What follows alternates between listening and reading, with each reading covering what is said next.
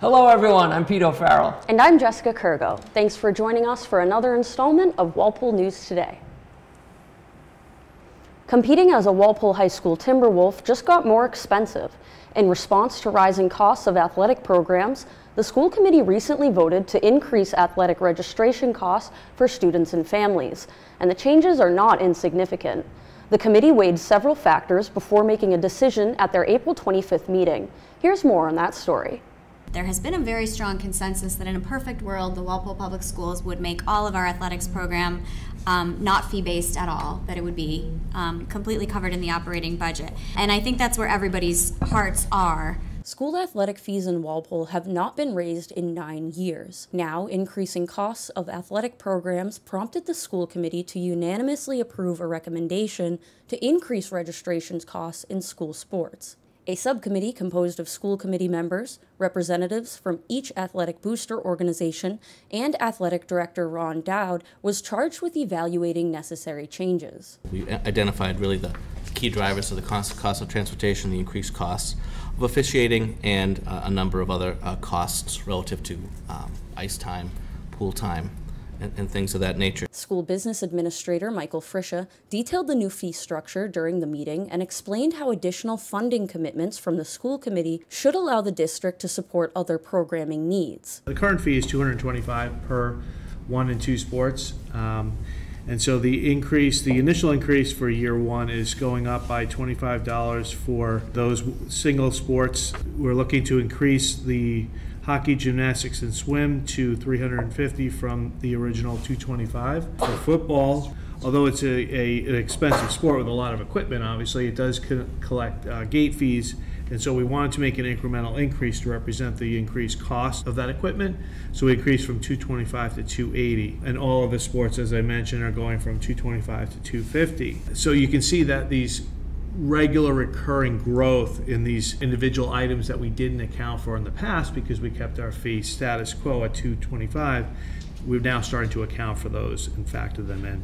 The athletic booster organizations in Walpole cover around a third of all program costs. Committee Chair Carrie D'Inizio stated that the school committee is mindful of the financial burden athletic fees can place on families, and that Athletic Director Ron Dowd is available to support students who cannot afford to participate in school athletic programs. It's important to clarify that we don't take this decision lightly. If the financial reality were not what it is, we would be delighted to not have to do this, but unfortunately we're just not in that position at the moment, but we are always mindful of how to create more equitable access and opportunity. The vote stipulates that the athletic fee schedule is to be reviewed by the school committee every 2 years. To regularize fee increases, committee members will revisit the topic with the athletic booster organizations in February of 2026. For Walpole News Today, this is Jessica Kurgo. The 2024 Spring Town Meeting wrapped up in just one night on Monday, May 6th. 3 articles on the warrant sparked extensive deliberation. Article 11 regarding the physical distribution of the town meeting booklet, Article 12 an inclusionary zoning requirement, and Article 13 the highly anticipated MBTA communities zoning requirement. Here's more from the Spring Town Meeting and the outcome of those votes. Articles 11 through 13 were among the most heavily contested at the 2024 Walpole Springtown meeting. Article 11, sponsored by the Select Board, would cease the printing and mailing of the town meeting booklet to all Walpole residents. Instead, the article dictated that the physical town meeting booklets would be available at the Council on Aging, the Walpole Public Library, upon request from the town clerk's office, and posted on the town's website. RTMs voiced mixed feelings as to whether or not the physical distribution of the booklet impacts public participation. And I understand the environmental concerns on it, but I actually think that allowing people to receive the warrant in the mail encourages more participation in town government. Some expressed concerns with how the town would supplement transparency and public outreach without mailing the booklet. It's only a couple times a year that people really have any contact with the town. It comes in the mailbox. Expensive? Put it in the recycling box. How do you explain this compared to this? Being a senior myself, and I'm involved at the senior center, there are a lot of people there that do not have access to computers. We have Chromebooks, but not everybody uses them. It's a good reminder to get it in the mail, It's very transparent. If we're going to stop it, I'd rather invest in better communication and better transparency and really better outreach to the residents. The meeting would ultimately reject the article in a 63-60 majority vote. Article 12, sponsored by the Planning Board, would amend the town's zoning bylaw to establish an inclusionary zoning requirement, a move that the town meeting twice rejected previously. RTMs discussed whether or not the article would be effective in managing the town's 40B requirements. The whole purpose of these inclusionary zoning bylaws is to help us fight against all these developments that bring us below the 10% threshold that we need in able to deal with all these 40B developments. So I don't understand why we're proposing an article that allows people to put less than 10% affordable units into a development, which would then bring us further away from the threshold instead of bringing us over the threshold. Some argued that the article is a solid start to address issues surrounding affordable housing and 40B requirements. It's a start. It's better than doing nothing. Several projects have come before us. We have asked the applicants if they would be willing to put an affordable component in it, and the answer is always a straight out no. And we have no power to make them do that. So this is at least a step in the right direction. Zoning bylaws do not tell people to develop housing. They don't tell a developer where to build or that they have to build. It is the town's ability to say, if you do build in our town, here are the requirements for doing so. The article eventually passed with a 2/3 majority vote. Article 13, the MBTA Community Zoning Overlay District, establishes a new multifamily overlay district in response to recent mandates from the state legislature. Opponents of the article reiterated a common dissatisfaction with the Commonwealth's approach of mandating local communities to make zoning adjustments, with some suggesting that the town wait to see the outcome of recent lawsuits levied against non-compliant communities. The consensus is just that just about everyone is not pleased with the state forcing this bylaw upon us. Matter of fact, if it was such a great bylaw, why did the legislators find it necessary to hold the towns hostage by threatening to cancel grant money or even require the return of any grant money that was already awarded? There's no other zoning that we've received like this where it's coming from the state mandating something like this. And although we've gone through it, I've been at the hearings, it's not bad, and I think we can have some comfort in that. But what's the, why not put it off until the fall and see how this shakes out with other communities? Proponents reminded others that the law is only a zoning mandate and not a construction project mandate. I was on the committee with Mr. Forsberg, and we studied this thing to death, and there's really nothing to study further. We found the right place to put this overlay, and as you said, it's less restrictive than the current zoning. So the developer's going to come in, and more often than not, they're probably going to choose the existing Central Business District, CBD zoning, and not go with the MBTA zoning. This is not a vote about whether or not you agree or disagree with the state's approach. If you do disagree, don't protest by risking our state funding, potentially increasing the burden on our municipal taxpayers. A substitute motion to refer the article back to the Select Board for further study was ultimately rejected, and the article would go on to pass with a simple majority vote. For Walpole News Today, this is Jessica Kurgo. The Walpole Sportsmen's Association, along with several other neighbors and abutters, are dissatisfied with a residential subdivision and remand application that was approved by the Planning Board on May 2nd. Over the course of several public hearings, some opponents of the proposed project expressed concerns with the amount of gravel removal on a residential property and the development's proximity to the Sportsmen's Association. Here's more from those hearings. It appears as though you feel that your hands are tied, and that's unfortunate that a 5-member elected board is going to let the town council make the decision for them. Your hands aren't tied. Look at it. There's things you can do. Neighboring residents found themselves at odds with the Planning Board regarding an application for a single-family residential subdivision on Lincoln Road. You're setting precedent by making a decision to move forward with this, because we could have other projects like that, and that's not really what Walpole's all about. A primary concern centered around the extent of gravel removal outlined in the proposal. They stated that the road would not be able to withstand the extent of gravel removal. The board shared these concerns initially and reached an agreement with the applicant to raise the road and lessen its impact. Despite those conditions, some residents maintained that the project is actually a commercial earth removal operation masquerading as a residential subdivision. By the final public hearing, opponents were still not pleased with the amount of gravel removal approved for the project. From a use perspective, this amount of gravel material, when you're talking about nearly 500,000 cubic yards, maybe more than that, over a 2 to 3 year period, is, from a use perspective, a commercial gravel operation and not just a residential subdivision. Given this was a remand, we got new one way or another as far as, is this a subdivision, is gravel removal? So the way we've never been advised that this is not correct, that it's okay as a subdivision, just has excess gravel. That's been the road that's been we've been taken down. Residents continued to urge the board to consider the project and its use in its entirety, but board members insisted that they were simply operating within the confines of legal advice from town council. We were concerned with all of these things. We have looked into them. We're not just fluffing it off. And we were guided by town council. We asked those questions, and we have to go with what our town council advises us. Could we go against town council? Yeah. But then we as a board get in front of the judge, how are we gonna look? He's gonna say, what are you guys doing? Why do you have a lawyer? That's the way I know it goes. The board's conditions aim to address safety concerns and the impact heavy trucking and gravel removal will have on the road conditions. The applicant shall provide the town engineer with anticipated truck routes prior to export. Notice shall be given at any time when the routes are changed or added. The applicant shall be liable for any damage that results from the export activities to public ways within the town of Walpole.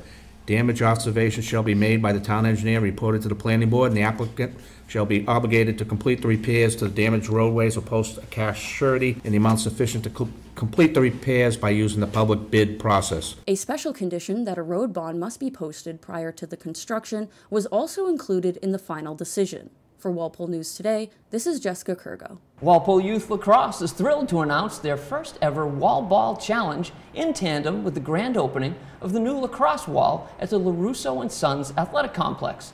To complete the challenge, players must demonstrate the successful execution of 6 different drills, at least 6 to 7 feet from the wall or bounce back of their choosing. The challenge encourages players to practice basic stick maneuvers and understand the value of a regular wall routine. Walpole Media spoke with organizers from the Walpole Youth Lacrosse organization to learn more about the challenge and the new practice space. I would eye cut and everyone pull it apart. Okay, go on that side, go on that side. Ready? 3. Go on that, you gotta pull. 3, 2, 1. According to Walpole Youth Lacrosse, there is no better way to develop elite stick skills than spending time on a lacrosse wall or rebounder. That's why members of the Walpole Youth Lacrosse program look forward to making use out of a brand new youth lacrosse practice wall at the LaRusso & Sons Athletic Field Complex. Walpole Boys Youth Lacrosse President Jeff Hockman explains more. I'm not a lacrosse player, but everyone who plays lacrosse is any minute you can put on the wall helps your game, right? You're learning to throw and catch really very quickly. And because of that, when you start getting into gameplay, then you can pass the ball around the game and the field, and it helps you, not dropping the ball and losing possessions. The youth lacrosse program celebrated the wall's construction with a ribbon-cutting ceremony on Sunday, May 5th. Development of the new practice wall was made possible by the fundraising efforts of athletes, organizers, and town officials. The new practice space features a wall, a turf field, and a handy fence surrounding the perimeter. The wall's opening comes amid the Boys Youth Lacrosse first ever Wall Ball Challenge. The goal of the Wall Ball Challenge is to encourage youth lacrosse players to learn and understand the importance of regular stick practice with a wall routine of their own. So once we had the wall built, we decided it was a perfect opportunity to actually start a wall ball challenge. Many towns and club programs do similar. So what it is every kid, based off of their age, we're giving them 7 minutes to complete a certain number of reps on the wall. Boys Youth Lacrosse player Jordan Zub has successfully completed the wall ball challenge. He helped break down the stick movements included in the challenge. 2-hand right, and then 2-hand left. Throw right, catch it left, throw left, catch it right, and then one-handers with each hand, and then your weak hand one more time. For catching, just make sure you have a soft catch, releasing it back, and for throwing, just making sure you do it not early or not late. Walpole Boys Youth Lacrosse coach Scott Goslin has seen firsthand the benefits of consistent and dedicated stick practice. Every game, I feel like we've gone from herd lacrosse, where everybody's kind of just following the ball, the kids realizing they can spread out, and starting to really catch and throw, which is great. There's nothing better than, you know, watching a couple of completed passes for the kids and then them going in and throwing. It really creates momentum and drives them to want to do lacrosse outside of just practices and games. The wall is just a tool. You could use a rebounder at home, you could use a brick fireplace at the side of the school building. The wall's not going to make you better, right? But using the wall and just getting out there and playing. I mean, some people just playing pass and catch with your friends is doing the same thing. But this is just a place, I mean, in my mind, I'm hoping that this is a place that the kids in town and even the adults come and hang out, and it's a fun place for them to be and, you know, come out and enjoy the sport and with like-minded people. Boys who complete the challenge are awarded with a Walpole lacrosse hat and have their name listed on the new lacrosse wall fence. More information and details about how to complete the Boys Lacrosse Wall Ball Challenge can be found at the Walpole Boys Lacrosse website. For Walpole News Today, this is Jessica Kurgo. The Council on Aging participated in the first ever Senior Olympic Games with a spectacular opening ceremony that took place on May 2nd. Athletes proudly took the Olympic oath, marking the commencement of the event. COA members competed against surrounding towns in a series of indoor and outdoor athletic events, including a 1-mile trail walk, a cornhole toss, and a mini golf course. Seniors were even invited to showcase their athleticism and camaraderie, competing in a 2-mile walk and distance throwing competition at Gillette Stadium. During the closing ceremony on Friday, May 10th, gold, silver, and bronze medals were awarded to the top competitors. Here's more from the week-long event. It's been on a bucket list for me. I'm a big sports fan, and I've watched all the Olympics, and you know, it was something, wow, if I ever had a chance, this is what I would love to do. The camaraderie that they instill here, it's great, it's fun. And just to see and know people that are in the same position you are in life. The flag was the best for me. And we all sang together, and it's really important at our age to be together and have a good time. I think this gives us a great sense of community. I've seen people here today that I hadn't seen at the Senior Center before, and I think this is a great way of increasing participation and turnout. Some people walked with people they hadn't met before, or just come into the center alone, and they're seeing people they either haven't seen or didn't know, and they're making new friends. And it's just so great to see everybody's participation and inviting natures, and it's just wonderful. It's just a great place. As you get in your senior years, life changes, and I want to be part of that change. Overall, it was a fantastic week filled with laughter, activity, and community bonding, and a week these seniors won't soon forget. For Walpole News Today, I'm Tamara Green. And now let's hear it from downtown Rick Brown. For an update on Walpole High School sports. Thank you, Jess and Pete. Good afternoon, ladies and gentlemen, boys and girls, and all the ships at sea. My name is Rick Brown, your voice of Walpole High Sports, with a roundup of the last few weeks of spring 2024 season of sports activities here at Walpole High School. Once again, I would like to begin with a huge well done and congratulations to all of our student athletes for their effort these past few months. Walpole High Sports are having another outstanding season, according to both team records and results and the MIAA Division II Power Rankings. Coach Chris Costello's baseball team stands atop the rankings, the Herget Division, and the Bay State Conference with a 13-3 overall record. Walpole trails just 3 Division I schools in the Boston Globe top 20. Pitchers Alex He and Andrew Burke have been stalwarts on the mound for Walpole, while Ryan Walsh, Shane Harrington, and Mike Corrigan have been steady at the plate. The girls lacrosse team under Coach Mike Tassoni holds the runner-up spot in the rankings with a 14-3 overall record, is first in the Bay State Conference at 8-1, and is 5th in the Boston Globe top 20. The Orange and Blue has outscored their opponents 229 to 140. Scoring-wise, a pair of juniors are leading the charge. Caitlin Naughton tops the teams with 90 points on 68 goals and 22 assists, while Sophia Frucci follows with 54 goals and 17 helpers for 71 points. Karen Birch, one of the Timberwolves' 4 captains, along with Abby Johnson, Taylor Carter, and Caitlin Naughton, has been a steady and defensive influence in front of keeper Abby Johnson. Sophomore Emily Hagan has been a force all over the field, no matter what position she has played. Coach Vivian Colavosa's girls golf team lost their opening match to Needham, but has rolled off 11 wins in a row since then, including a revenge win over the Rockets on April 30th. Co-captains Izzy Taylor and sophomore Tori Adams have led the team to the state qualifying sectionals on May 28th. Walpole's Lynx ladies are being paced by a quartet of 10th graders: Tori Adams, Gretchen Conley, Adriana Shaughnessy, and Juliet Massey. Second-year coach Greg Shea has guided the boys lacrosse team to a 12-3 mark, a runner-up spot in the Herget division, and 5th place in the power rankings. Senior Jake Lania, with 29 goals and 47 assists for 76 points, has a slight lead over junior Braden Matera's 48 lamplighters and 26 helpers for 74 points. Dylan Needham and Ryan Lania follow in the scoring battle with 57 and 34 points respectively.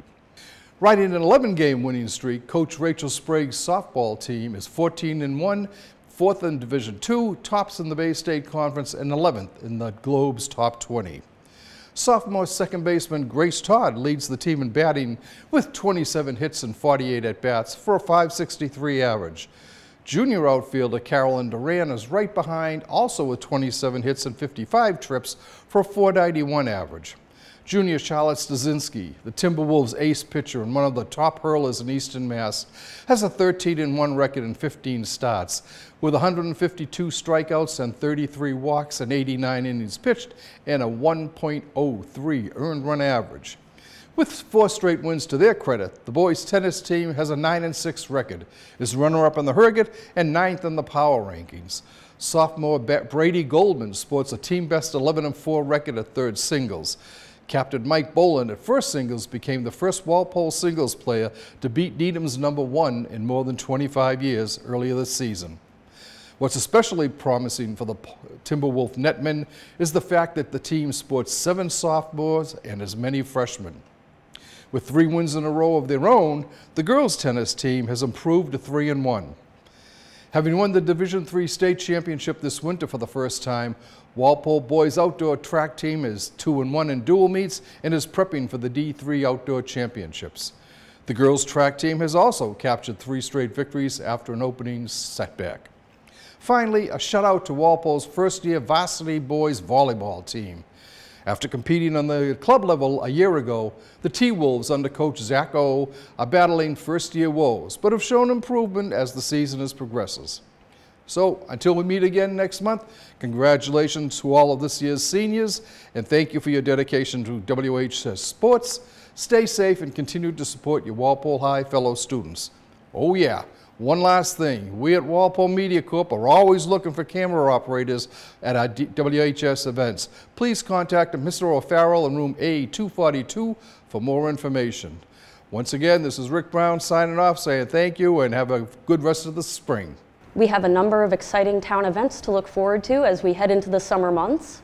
To start, the Department of Public Works is inviting families to their DPW Family Day fundraiser at the S.M. LaRusso & Sons Athletic Complex on Saturday, June 15th. The event will feature a cornhole tournament to raise money for Light Up Walpole. Attendees will also enjoy live music, games, and refreshments.